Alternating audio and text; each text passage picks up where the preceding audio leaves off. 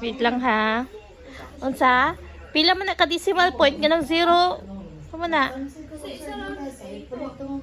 Usi isa, pila ka decimal places?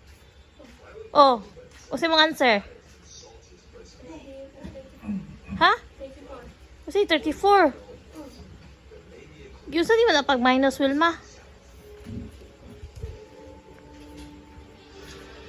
4 minus 0, ako na lang ibutangan 4. 3 minus 0, abutan ako 3.